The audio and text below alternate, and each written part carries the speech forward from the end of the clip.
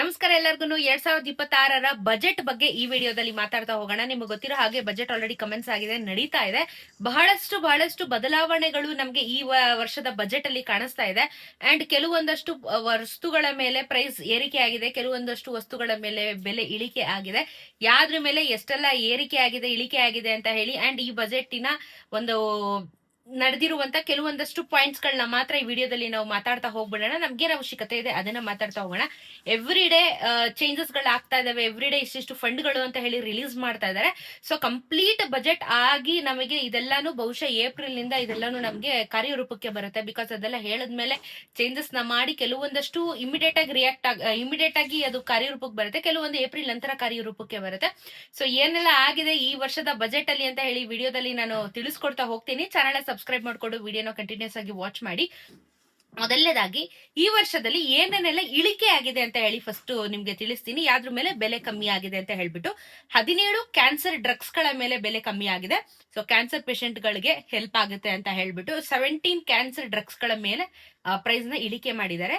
ಅದಾದ್ಮೇಲೆ ನಿಮ್ಗೆ sugar patients ಗಳು ಯಾರಾದ್ರೂ ಇದ್ರೆ ನಿಮ್ಗಳಿಗೆ ಮೆಡಿಸಿನ್ಸ್ ಮೇಲೆ ಪ್ರೈಸ್ ಕಮ್ಮಿ ಆಗಿದೆ.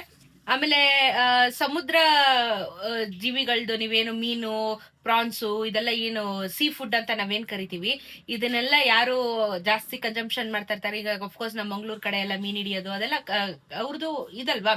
ಸೊ ಸೀ ಫುಡ್ ಗಳ ಮೇಲೆ ಬೆಲೆ ಕಮ್ಮಿ ಆಗಿದೆ. ಅದಾದ್ಮೇಲೆ ನೀವೇನಾದ್ರೂ ವಿದೇಶಕ್ಕೆ ಹೋಗ್ಬೇಕು ಅಂತ ಏನಾದ್ರು ಪ್ಲಾನ್ ಮಾಡ್ತಾ ಇದ್ರೆ, ಫಾರಿನ್ ಟ್ರಿಪ್ ಹೋಗಿ ಬಂದ್ಬಿಡೋಣ ನಾನು ಅಂತ ಅಂದ್ರೆ, ಫಾರಿನ್ ಟೂರ್ಸ್ ಗಳ ಮೇಲೆ, ಪ್ಯಾಕೇಜಸ್ ಗಳ ಮೇಲೆ ಬೆಲೆ ಕಮ್ಮಿ ಆಗಿದೆ. ಸೊ ನೀವು ಬೇರೆ ದೇಶಕ್ಕೆ ಅಫೋರ್ಡಬಲ್ ಪ್ರೈಸಸ್ ಅಲ್ಲಿ ಇನ್ ಮುಂದೆ ಟ್ರಾವೆಲ್ ಮಾಡಬಹುದು ಅನ್ನೋ ಉದ್ದೇಶದಿಂದ. ಸೊ ಫಾರಿನ್ ಟ್ರಾವೆಲ್ ಮಾಡ್ಬೇಕು ಅಂತಿರೋರು ಈ ವರ್ಷದಿಂದ ಪ್ಲಾನ್ ಮಾಡ್ಕೋಬಹುದು, ಪ್ರೈಸ್ ಕಮ್ಮಿ ಆಗಿರುತ್ತೆ. ಅಂಡ್ ನಿಮ್ಗೆ ಫಾರಿನ್ ಅಲ್ಲಿ ನಿಮ್ ಮಕ್ಕಳನ್ನ ಓದಿಸ್ಬೇಕು, ಡಾಕ್ಟರ್ ಮಾಡ್ಬೇಕು, ಅದ್ ಮಾಡ್ಬೇಕು ಅಂತ ಪೇರೆಂಟ್ಸ್ ಕಂಡ್ಕೊಂಡಿರ್ತೀರಲ್ವಾ. ಫಾರಿನ್ ಅಲ್ಲಿ ಮಕ್ಕಳನ್ನ ಓದಿಸ್ಬೇಕು ಅಂತ ಅಂದ್ರೆ ನಿಮ್ಮ ಎಜುಕೇಶನ್ ಎಕ್ಸ್ಪೆನ್ಸಸ್ ಕೂಡ ಕಮ್ಮಿ ಆಗಿದೆ. ನೀವೇನಾದ್ರೂ ಇವಾಗ ಫಾರ್ ಎಕ್ಸಾಂಪಲ್ ಬ್ಯಾಂಕಾಕ್ ಹೋಗ್ತೀರಾ, ಅಲ್ಲಿಂದ ಏನಾದ್ರೂ ಒಂದು ಬ್ಯಾಗ್ ತರ್ತೀರಾ, ಯಾಕಂದ್ರೆ ಬ್ಯಾಂಕಾಕ್ ಅಲ್ಲಿ ಲೆದರ್ ಫೇಮಸ್. ಸೊ ಬೇರೆ ದೇಶಕ್ಕೆ ಹೋದಾಗ ಏನಾದ್ರೂ ಒಂದು ಐಟಮ್ ಗಳನ್ನ ತರ್ತೀರಾ, ಇಲ್ಲಾಂದ್ರೆ ನಮ್ಮ ಇಂಡಿಯಾದಲ್ಲೇ ನೀವು ಲೆದರ್ ಗಳ ಮೇಲೆ ಬೆಲ್ಟ್ ಆಗಿರ್ಬೋದು, ಬ್ಯಾಗ್ ಗಳಾಗಿರ್ಬೋದು, ಎಷ್ಟೊಂದು ಲೆದರ್ ಪ್ರಾಡಕ್ಟ್ಸ್ ಗಳ ಮೇಲೂ ಸಮೇತ ಈಗ ಎಕ್ಸ್ಪೆನ್ಸಸ್ ಕಮ್ಮಿ ಆಗಿದೆ. ಹೊಸ ಫೋನ್ ಏನಾದ್ರೂ ತಗೋಬೇಕು ಅಂತ ಇದ್ರೆ ಖರೀದಿ ಮಾಡಬಹುದು. ಸ್ಮಾರ್ಟ್ ಫೋನ್ ಗಳ ಮೇಲೆ ಬೆಲೆ ಕಮ್ಮಿ ಆಗಿದೆ. ಆಮೇಲೆ ಇವಿ ಬ್ಯಾಟ್ರೀಸ್ ಗಳ ಮೇಲೆ, ಎಲೆಕ್ಟ್ರಿಕ್ ಗಾಡಿಗಳು ಇವಾಗ ಏನು ಇವಿ ಬ್ಯಾಟ್ರೀಸ್ ಗಳ ಯೂಸ್ ಮಾಡ್ತಾ ಇದಾರೆ, ಎಲ್ಲ ಎಲೆಕ್ಟ್ರಿಕ್ ಆಗ್ತಾ ಇರೋ ಕಾರಣ ಬ್ಯಾಟ್ರೀಸ್ ಗಳ ಮೇಲೆ ಕೂಡ ಬೆಲೆ ಇಳಿಕೆ ಮಾಡಿದ್ದಾರೆ. ಸೋಲಾರ್ ಪ್ಯಾನೆಲ್ಸ್ ಗಳ ಮೇಲೆ ಬೆಲೆ ಇಳಿಕೆ ಮಾಡಿದ್ದಾರೆ. ನಿಮ್ಗೆ ಗೊತ್ತು ಅದರಿಂದ ಸಬ್ಸಿಡಿ ಬರುತ್ತೆ, ಅದರಿಂದ ಬಹಳಷ್ಟು ಉಪಯೋಗ ಇದೆ ಅಂತ ಹೇಳಿ ಸೋಲಾರ್ ಪ್ಯಾನೆಲ್ಸ್ ಗಳ ಮೇಲೂ ಕೂಡ ಬೆಲೆ ಇಳಿಕೆ ಮಾಡಿದ್ದಾರೆ.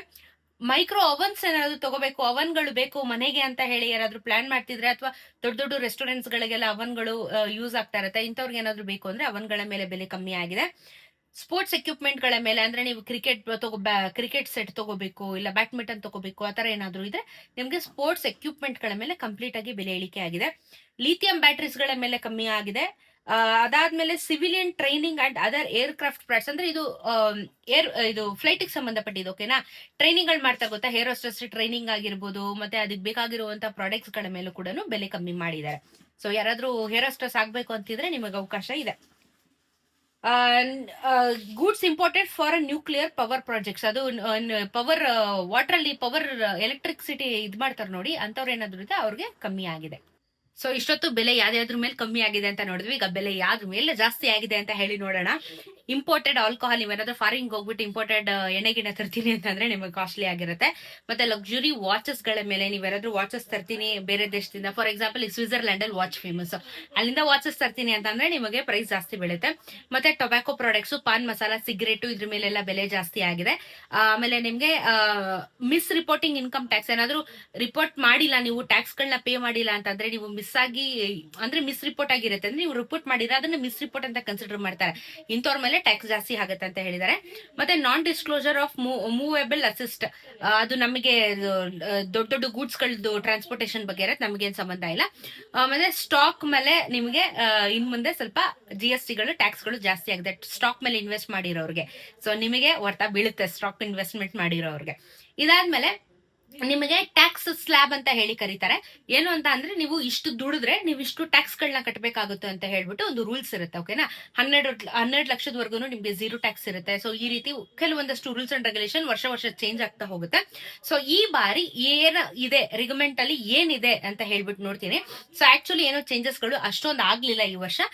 0 to 4 ಲಕ್ಷ ಏನಾದ್ರೂ ನೀವು ದುಡಿತಿದ್ರೆ ನಿಮ್ಗೇನು ಟ್ಯಾಕ್ಸ್ ಕಟ್ಟೋ ಹಾಗಿಲ್ಲ. 4ರಿಂದ 8 ಲಕ್ಷ ದುಡಿತಿದ್ರೆ ನೀವು 5% ಟ್ಯಾಕ್ಸ್ ನ ಕಟ್ಟಬೇಕಾಗುತ್ತೆ. 8ರಿಂದ 12 ಲಕ್ಷ ಬರ್ತಿದ್ರೆ 10% ಟ್ಯಾಕ್ಸ್ ನ ಕಟ್ಟಬೇಕು. ಆಮೇಲೆ 12ರಿಂದ 16 ಲಕ್ಷದವರೆಗೂ ಬರ್ತಿದ್ರೆ 15% ಟ್ಯಾಕ್ಸ್ ನ ಕಟ್ಟಬೇಕಾಗತ್ತೆ. 16ರಿಂದ 20 ಲಕ್ಷ ದುಡಿತಿದ್ರೆ ನೀವು 20% ಟ್ಯಾಕ್ಸ್ ನ ಕಟ್ಟಬೇಕಾಗತ್ತೆ. 20ರಿಂದ 24 ಲಕ್ಷ ದುಡಿಮೆ ಆಗ್ತಿದ್ರೆ 25% ನೀವು ಟ್ಯಾಕ್ಸ್ ಕಟ್ಟಬೇಕಾಗತ್ತೆ. ಇದಾದ್ಮೇಲೆ 24 ಲಕ್ಷಕ್ಕಿಂತ ಜಾಸ್ತಿ ಯಾರಾದ್ರೂ ದುಡಿಮೆ ಮಾಡ್ತಾ ಇದ್ರೆ 30% ಟ್ಯಾಕ್ಸ್ ನ ನೀವು ಕಟ್ಟಬೇಕಾಗತ್ತೆ. ಸೊ ಇಷ್ಟೊಂದು ವೇರಿಯೇಷನ್ಸ್ ಗಳು ಆಗ್ತಾ ಇದಾವೆ. ಸೊ ಏನು ಮಾಡಕ್ಕಾಗಲ್ಲ. ಇವಾಗ ನಾವು ದುಡಿಮೆ ಎಷ್ಟು ಮಾಡ್ತೀವಿ ಅಷ್ಟು ಟ್ಯಾಕ್ಸ್ ಕಟ್ಬೇಕು. ಹೆಂಗೆ ಅಂದ್ರೆ ಇವಾಗ ಬಿಗ್ ಬಾಸ್ ಅಲ್ಲಿ ಗಿಲ್ಲಿ ಗೆದ್ದಾಗ 50% ಟ್ಯಾಕ್ಸ್ ಕಟ್ಟಾಗ 50% ದುಡ್ಡು ತಗೊಳೋದಲ್ಲ, ಆ ರೀತಿ ಆಗತ್ತೆ. ಏನು ಮಾಡಕ್ ಆಗೋದಿಲ್ಲ. ಮತ್ತೆ ಈ ವರ್ಷ ಬಜೆಟ್ ಯಾವ ಯಾವ ಡಿಪಾರ್ಟ್ಮೆಂಟ್ ಗಳಿಗೆ ಎಷ್ಟೆಷ್ಟು ಹಂಚಿಕೆ ಮಾಡಿದ್ದಾರೆ ಅಂತ ಹೇಳಿ ಒಂದು ಬಂದಿದೆ. ಎಜುಕೇಶನ್ಗೆ 139 crores 1 crore 39 lakh to 89 crores ಅಂದ್ರೆ 1,39,00,000 ಅಷ್ಟು ದುಡ್ಡು ಕೊಟ್ಟಿದ್ದಾರೆ. ಹೆಲ್ತ್ಗೆ 1,06,00,000 ಕೊಟ್ಟಿದ್ದಾರೆ. ಡಿಫೆನ್ಸ್ ಅಂದ್ರೆ ನಮ್ಮ ಆರ್ಮಿ ಅವ್ರಿಗೆ ಏನ್ ಮಾಡಿದ್ದಾರೆ ಅಂತಂದ್ರೆ 7 ಕೋಟಿ ಕೊಟ್ಟಿದ್ದಾರೆ. 7,84,00,000 ಕೊಟ್ಟಿದ್ದಾರೆ. ರೈಲ್ವೇಸ್ಗೆ 2,81,00,000 ಕೊಟ್ಟಿದ್ದಾರೆ. ಅಗ್ರಿಕಲ್ಚರ್ಗೆ 1,40,528 ರೂಪಾಯಿ ಕೊಟ್ಟಿದ್ದಾರೆ. ಮತ್ತೆ ರೂರಲ್ ಡೆವಲಪ್ಮೆಂಟ್ ಹೋಗಿ 1,23,23 ಕೋಟಿ ಕೊಟ್ಟಿದ್ದಾರೆ. ಮತ್ತೆ ರೋಡ್ ಮತ್ತೆ ಹೈವೇ ಕನ್ಸ್ಟ್ರಕ್ಷನ್ಸ್ ಗಳಿಗೆ 3,09,875 ರೂಪಾಯಿ. ಓಕೆನಾ? ಇಷ್ಟು ಕೊಟ್ಟಿದ್ದಾರೆ. 3 ಕೋಟಿ ಕೊಟ್ಟಿದ್ದಾರೆ. ಸೈನ್ಸ್ ಅಂಡ್ ಟೆಕ್ನಾಲಜಿ ಅಂದ್ರೆ ಇವಾಗ AI ಬರ್ತಾ ಇದೆಯಲ್ಲ, ಇದಕ್ಕೆ ಟೆಕ್ನಾಲಜಿಗೆಲ್ಲ 38 ಕೋಟಿಗಳನ್ನ ಕೊಟ್ಟಿದ್ದಾರೆ. ಮತ್ತೆ ಸ್ಪೇಸ್ಗೆ ಸಂಬಂಧಪಟ್ಟಿರೋ ಹಾಗೆ ಸ್ಪೇಸ್ಗೆ 13 ಕೋಟಿನ ರಿಲೀಸ್ ಮಾಡಿದ್ದಾರೆ. ಸೊ ಇವಾಗ ಎಲ್ಲಾ ರೀತಿಯ ವಿಂಗಡೆಗಳನ್ನ ಮಾಡಿ ಇಷ್ಟು ಅಮೌಂಟ್ ಗಳನ್ನ ಎಲ್ಲಾ ಡಿಪಾರ್ಟ್ಮೆಂಟ್ಗೂ ಸ್ಪ್ಲಿಟ್ ಮಾಡಿದ್ದಾರೆ. ಮತ್ತೆ ಏರಿಕೆ ಇಳಿಕೆ ಏನೇನ್ರ ಮೇಲೆ ಆಗಿದೆ ಅಂತ ಹೇಳಿ ನಮಗೆ ಗೊತ್ತಾಗಿದೆ. ಅಂಡ್ ಇದ್ರಲ್ಲಿ ಬದಲಾವಣೆಗಳು ಆಗುತ್ತೆ, ಇನ್ನೂ ಚೇಂಜಸ್ ಗಳಾಗುತ್ತೆ. ನಾನು ಎವ್ರಿಡೇ ನಿಮ್ಗೆ ಅಪ್ಡೇಟ್ ಮಾಡ್ತಾ ಇರ್ತೀನಿ ಟ್ಯಾಕ್ಸ್ ಬಜೆಟ್ ಏನಾಗ್ತಾ ಇದೆ ಅಂತ ಹೇಳ್ಬಿಟ್ಟು. ಸೊ ಒಂದು ಬೇಸಿಕ್ ನಾಲೆಜ್ ನಾವು ತಿಳ್ಕೊಬೇಕು, ನೀವು ತಿಳ್ಕೊಬೇಕು. ನಮಗ್ ಸಂಬಂಧ ಇಲ್ಲ ಅಂತ ಹೇಳೋದಲ್ಲ.